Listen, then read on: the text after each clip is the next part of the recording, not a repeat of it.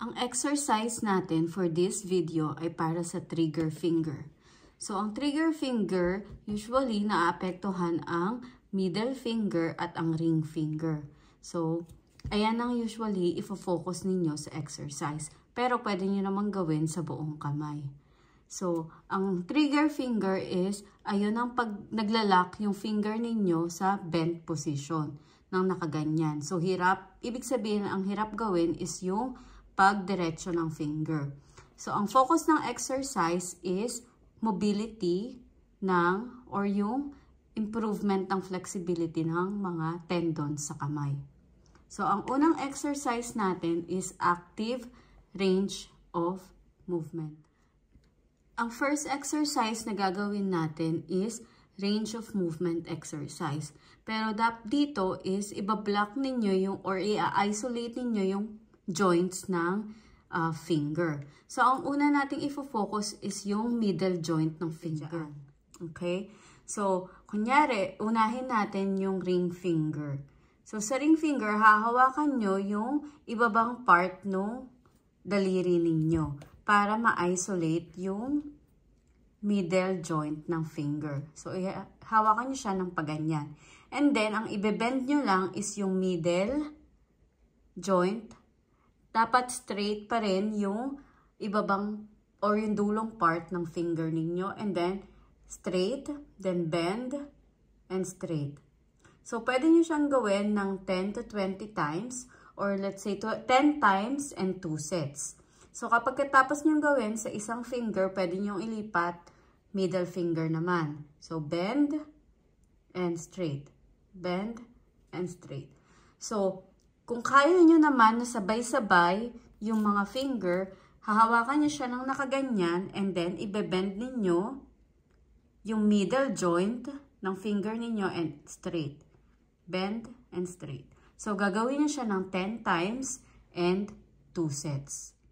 Next naman is ifo-focus ninyo yung dulong joint ng mga fingers ninyo. So, ang pagkakahawak nyo naman sa daliri is nasa middle part na katulad ng ganyan. And then, yung dulong bahagi ng finger ninyo, ibe-bend and i-straight ninyo. Bend and straight. So, dapat yung dulong joint lang ang gagalaw. So, gawin nyo muna siya dun sa ring finger or sa isang finger ng 10 to 20 times. And then, lipat kayo sa kabilang finger ng 10 to 20 times ulit. So, sa dulong joint ng finger, mahirap gawin siya ng sabay-sabay. So, I suggest gawin nyo siya ng individually sa bawat isang finger. Next exercise natin is yung stretching ng fingers. So, una muna gagawin nyo siya individually sa bawat finger or isolated doon sa finger na affected. So, let's say middle finger or na-stretch nyo siya ng patalikod na ganyan. So, mararamdaman nyo yung banat sa harapan ng or sa bandang palm area. So, i-hold nyo siya ng 15 seconds to 30 seconds kung kaya and then repeat ng 3 beses. And then, after nyo gawin individually, pwede nyo rin siyang gawin na sabay-sabay yung mga fingers. So, hahawakan nyo lang ng ganyan and then i-hold ninyo ng 15 seconds to 30 seconds and repeat 3 times. Ang next exercise natin is tendon gliding exercise. So, maraming parts yung tendon gliding exercise. So, ang unang part nito is yung duck, tinatawag na duck movement. So, mag-uumpisa na naka-open yung kamay ninyo ng kagaya niyan. And then, ang gagalaw lang is yung joint na parang mag-form kayo ng duck. So, gagawin nyo siya ng dahan-dahan para mas maramdaman nyo yung galaw ng joints. So, pwede nyo siyang ulitin ng 10 times and then take a rest and then i-repeat nyo siya ng 2 sets. Ang next part ng tendon gliding exercise is yung hook movement. So, magsisimula kayo na naka-open yung kamay ninyo ng kagaya niyan. And then, mag-move ng pa-hook.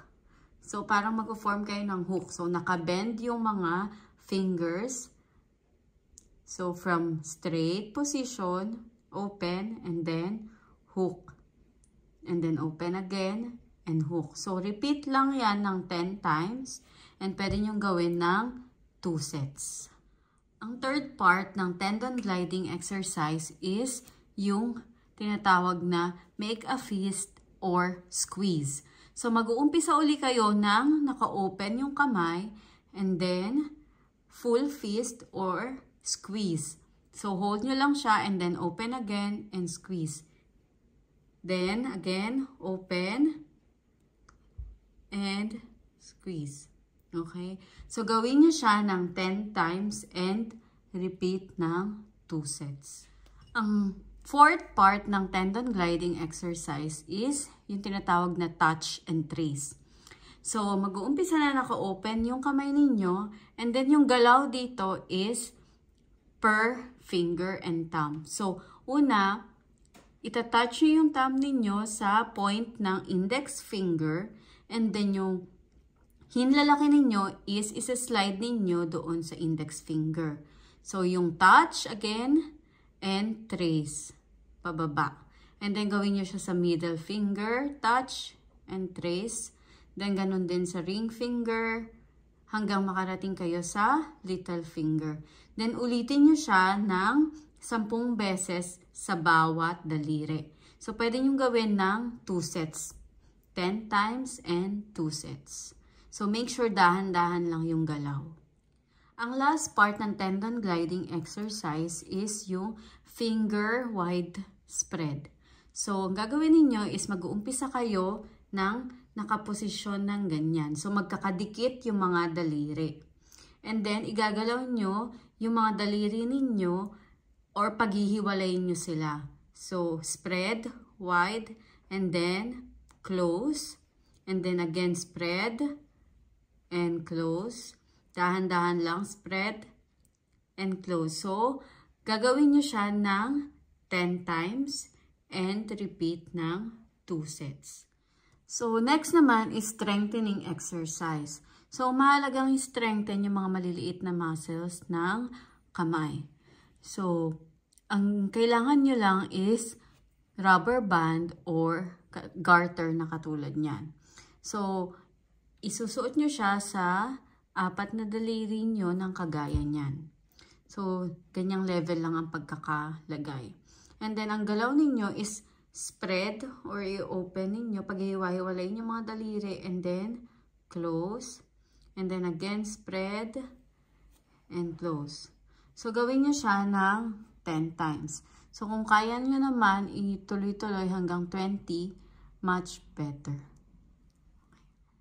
Okay, next exercise for grip strengthening. So, pwede kayong gumamit ng squeeze ball na kagaya nito.